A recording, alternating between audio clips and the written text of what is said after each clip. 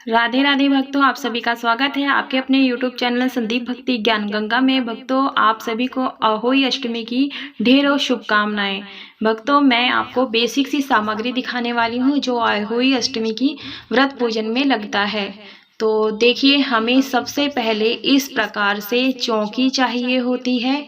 आप चाहें तो डायरेक्ट जमीन पर भी कर सकते हैं, यदि कच्ची जमीन है तो वहाँ लीप करके भी इस पूजन को कर सकते हैं।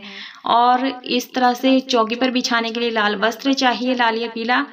और इस तरह से हमें फोटो चाहिए। यदि आपके पास कैलेंडर है तो आपको हर वर्ष नया कैलेंडर लाना होता है। यदि जड़ी हुई फोटो है आपकी तो आप हर वर्ष एक ही फोटो की पूजा कर सकते हैं। जल का छींटा लगा करके पूजा हो जाने के बाद बांध करके रख सकते हैं अगली पूजा के लिए। तो हमें इस प्रकार से अहोई माता की फोटो चाहिए। गणेश जी इसमें विराजमान है, अलग से गणेश जी नहीं ले रही हूँ। उसके बाद हमें यहाँ दो घड़ भरी जाती है, यानी दो कमोई दूनी भी बोला जाता है। यदि आप इस तरह से घड़ा ले लें, कंठ में कलावा बांध लें, स्वास्तिक बना लें, इस प्रकार से ढक्कन ले लें। और यदि आप दो घड़ मिट्टी के लेते हैं तो बहुत शुभ रहता है। यदि आप एक लेते हैं तो आप पूजा में जो यूज होता है आपका कलश, पीतल का, तांबे का या अन्य धातु का, सोने चांदी का आप ले सकते हैं, लेकिन स्टील का नहीं लेना है।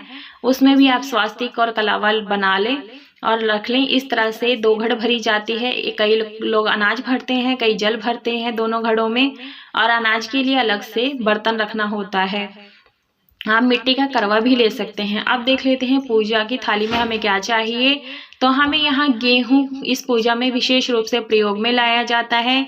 यदि किसी कारणवश आपको गेहूं नहीं मिल पाते हैं तो आप इस तरह से अक्षत ले लें, यानी साबुत चावल ले लें पूजा में प्रयोग करने के लिए, लेकिन गेहूं अति उत्तम होता है। आप यहाँ पर घी की दीपक बना लें। चाहे यदि आपके यहाँ पर दीपक नहीं जलाया जाता है तो आप स्किप कर दें, छोड़ दें। और धूप दीप मैंने यहाँ बना रखी है क्योंकि हमारे यहाँ पूजा में जलाई जाती है दीपक और धूप, तो मैंने यहाँ धूप बत्ती रख लिया है। टीका करने के लिए मैंने यहाँ चंदन ले लिया है, अक्षत लिया है, साथ में टीका करने के लिए माता को सिंदूर का, कुमकुम का तिलक लिया है। और इस पूजा में हल्दी का विशेष रूप से प्रयोग किया जाता है। हल्दी बेहद ही शुभ रहती है इस पूजा में, तो हल्दी आप जरूर से रखें। टीका लगाएं माता को। अबीर गुलाल रख लें आप पूजा में लगाने के लिए माता को। इत्र रख लें सुगंध अर्पित करने के लिए, और साथ में माचिस रख लें दीपक जलाने के लिए, धूप बत्ती जलाने के लिए। और साथ में वस्त्र रूपी कलावा सभी को अर्पित करने के लिए रख लेंगे। आप चाहें तो यहाँ पर वस्त्र भी अर्पित कर सकते हैं। भगवान गणेश जी के लिए जनेऊ रख लिया है मैंने, और कुछ फूल ले लेंगे। मैंने यहाँ फूल की माला लाई हूँ, तो इसमें से थोड़ा थोड़ा माला मैं तोड़ करके चढ़ा दूंगी। आप चाहे तो माला भी चढ़ा सकते हैं। जो भी आपको फूल मिल जाए वो फूल आप रख सकते हैं। दूर्वा रखें इस पूजा में जरूर से, गणेश जी को अर्पित करने के लिए और कथा सुनने के लिए।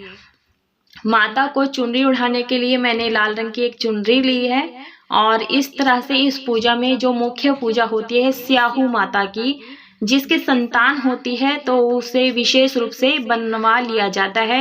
यदि इसके संतान नहीं है तो इस लॉकेट के, इस माला के बिना भी आप इस पूजन को कर सकते हैं। संतान प्राप्ति के लिए व्रत पूजन कर सकते हैं। दक्षिणा रख लेंगे अपने सामर्थ्य के अनुसार, से कुछ दक्षिणा जरूर से रखें। एक जल का लोटा भर के रख लें कथा सुनने के लिए, तो मैंने यहाँ पर एक जल का लोटा रख लिया है। साथ में यदि आपकी सासू माँ हैं तो आप ब्लाउज पीस ले लें। मैंने यहाँ ब्लाउज पीस लिया है। आप साड़ी, सूट, श्रृंगार की सामग्री कुछ दक्षिणा रख करके भी दे सकते हैं अपने सामर्थ्य के अनुसार से। यदि आपकी सास नहीं है, ननद है, तो ननद को दे सकते हैं। यदि ननद दूर रहती है तो आप बाहर मंदिर में भी दे सकते हैं। भोग के लिए मैंने यहाँ बताशा लिया है। माता है तो माता को बताशा का भोग लगाया जाता है। इस पूजा में मीठे पूड़े यानी गुलगुले का विशेष रूप से भोग लगाया जाता है माँ को, तो आप गुलगुले, मीठे पूड़े जरूर से बनाएं। और बायना भी निकाला जाता है इस पूजा में। और इस पूजा में संतान के लिए एक हरा फल, सिंघाड़ा और शकरकंदी का विशेष महत्व है। इस पूजन में सिंघाड़ा और हरा फल मुख्य रूप से इस पूजा में चढ़ाया जाता है। संतान के नाम से एक कोई हरा फल ले सकते हैं, जैसे आप हरा अमरूद ले सकते हैं, हरा खीरा ले सकते हैं, हरा सेब ले सकते हैं, कोई भी ऋतु हरा फल हो वो आप जरूर से लें। और भक्तों, संतान की जो निशानी होती है हरी चूड़ियां होती हैं। आज के दिन आप एक एक या दो दो चूड़ियां या जितनी चाहे चूड़ियां आप हरी पहन सकते हैं।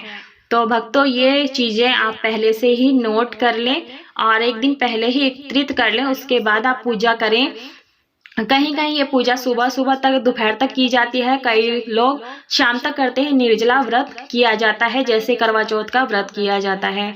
और मायके से जब हमारी संतान होती है तो मायके से हमें पीली आती है, उसमें पीला रंग होता है, इसे चुनरी बोलते हैं। यदि नहीं है तो आप शादी की चुनरी भी ओढ़ सकते हैं। भक्तों, ये थी पूजन सामग्री। अगर पसंद आई तो वीडियो को लाइक करें, शेयर करें, सब्सक्राइब जरूर से करें। पूरा वीडियो देखने के लिए आप सभी को